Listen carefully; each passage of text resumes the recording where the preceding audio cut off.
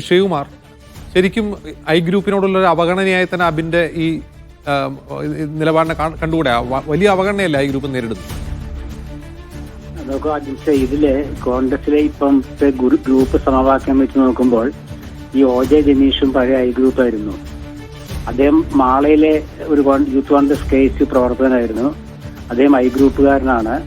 അദ്ദേഹത്തിന് ഏറ്റവും അടുപ്പമുള്ള നേതാവ് KPCCയുടെ സംഘടനാ ജനറൽ സെക്രട്ടറി ആയിരുന്ന TU രാധാകൃഷ്ണനാണ്.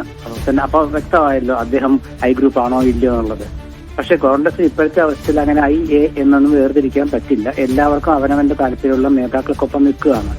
അപ്പൊ അതിലിപ്പം ഈ സമുന്നത നേതാക്കളുടെ ഒരു നിറം കണ്ടുകൊണ്ട് അദ്ദേഹം ഇന്ന ഗ്രൂപ്പാണ്, അതുകൊണ്ട് അങ്ങയുടെ ഒപ്പം നിൽക്കുന്ന ആൾ ഇന്ന ആള് എന്ന് പറയുമ്പോൾ TU രാധാകൃഷ്ണൻ ഐ ഗ്രൂപ്പിന്റെ ഒപ്പം ആണ്.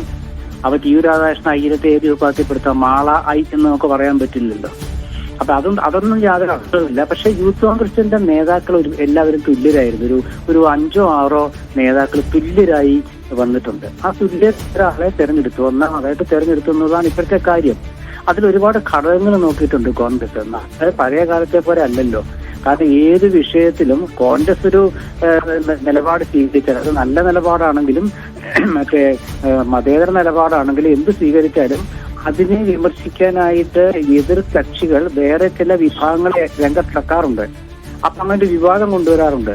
അപ്പൊ അങ്ങനെ ഒരു തെരഞ്ഞെടുപ്പ് കാലത്ത് വിവാദം കൊണ്ടുവന്നിട്ട് അത് ചർച്ച ചെയ്യുന്നതിനും ഭേദം കോൺഗ്രസിലെ ഗ്രൂപ്പും ചർച്ചയൊക്കെ അവിടെ നടന്നോട്ടെ, അത് ഒഴിവാക്കുകയല്ലേ. അതുകൊണ്ടാണ് ജനീഷിനെ നിശ്ചയിച്ചത്. അതൊക്കെ എല്ലാവർക്കും അറിയുന്ന കാര്യമാണ്, വിശദീകരിക്കേണ്ട കാര്യമൊന്നുമില്ല. അബിൻ വർക്കിയും ജനീഷും തമ്മിലെ ഒരു താരതമ്യം നടത്തേണ്ട കാര്യവുമില്ല. കാരണം രണ്ടുപേർക്കും ശിവകുമാർ പറയുന്നത് സാമുദായിക സമവാക്യം മാത്രമാണ് ഈ തെരഞ്ഞെടുപ്പിന് പിന്നിലെന്നാണ്. അല്ല, ഞാൻ പറഞ്ഞ തുല്യരിൽ പറഞ്ഞല്ലോ. തുല്യരായ നേതാക്കളിൽ നിന്നും ഒരാളെ ഒന്നാം സ്ഥാനത്തേക്ക് തെരഞ്ഞെടുത്തു. ആ തുല്യരിൽ പല വിഭാഗങ്ങളുണ്ട്. അത് സംശയമില്ലാത്തല്ല. അതല്ലേ ഞാൻ പറഞ്ഞത്. 1.25 ലക്ഷം വോട്ട് കിട്ടിയ ആളും അത്ര കിട്ടാത്ത ആളും തുല്യരാകുന്നു. അല്ല, നിങ്ങൾക്ക് യൂത്ത് കോൺഗ്രസിന്റെ സംഘടനാ തെരഞ്ഞെടുപ്പിനെ കുറിച്ച് വ്യത്യസ്ത അഭിപ്രായമുള്ള കൂട്ടത്തിൽപ്പെട്ട ഒരാളാണ് ഞാൻ. കാരണം ഈ വോട്ട് ക്യാൻവാസും വോട്ട് കിട്ടുന്ന ഒന്നും ഒരിക്കലും അത് മറ്റേ വോട്ട് കിട്ടുന്നത് ഒരിക്കലും അത് യൂത്ത് കോൺഗ്രസിന്റെ ഒരു പഴയ ശൈലിക്ക് ചേർന്നതല്ല. ആ തെരഞ്ഞെടുപ്പ് സമ്പ്രദായമേ മാറ്റണം എന്ന് വാദിക്കുന്ന കൂട്ടത്തിൽപ്പെട്ട ഒരാളാണ് ഞാൻ. അപ്പൊ അതുകൊണ്ട് ഞാനൊന്നും ഒരു വിലയും കൽപ്പിക്കുന്നില്ല. ഞാൻ പറയുന്നത് പ്രവർത്തന മികവിലാണ് ഞാൻ പറയുന്നത്. അതായത് OJ ജനീഷിന്റെ കാര്യത്തിലാണെങ്കിലും സോഷ്യൽ മീഡിയയിൽ നിറഞ്ഞു നിൽക്കുന്ന നേതാക്കളുണ്ട്, പ്രവർത്തനത്തിൽ നിറഞ്ഞു നിൽക്കുന്ന നേതാക്കളുണ്ട്, നിശബ്ദരായി പ്രവർത്തിക്കുന്ന നേതാക്കളുണ്ട്, ഏതെങ്കിലും പ്രത്യേക വിഭാഗങ്ങളിൽ സ്വാധീനമുള്ള നേതാക്കളുണ്ട്. ഇങ്ങനെ ഒരുപാട് ഘടകങ്ങളുണ്ട് ഇപ്പം.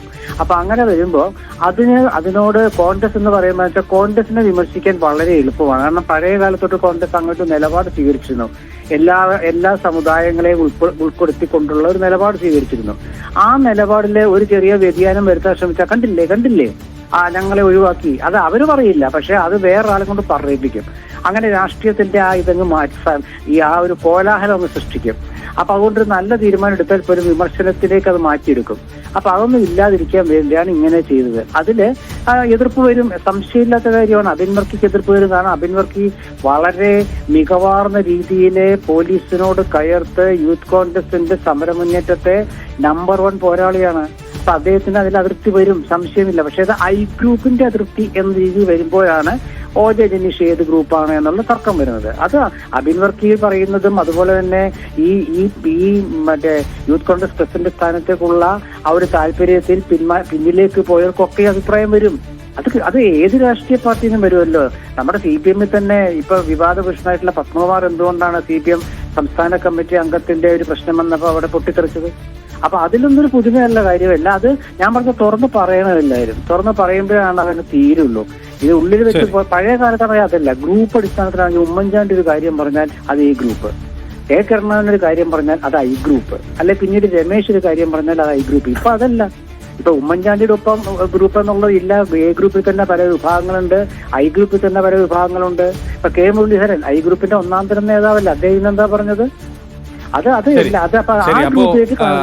ആളുകൾ അവരുടെ അസ്വസ്ഥതകൾ തുറന്നു പറയട്ടെ എന്ന് തന്നെ കരുതാം. നന്ദി ശിവകുമാർ ഈ വാർത്തയോട് പ്രതികരിച്ചു.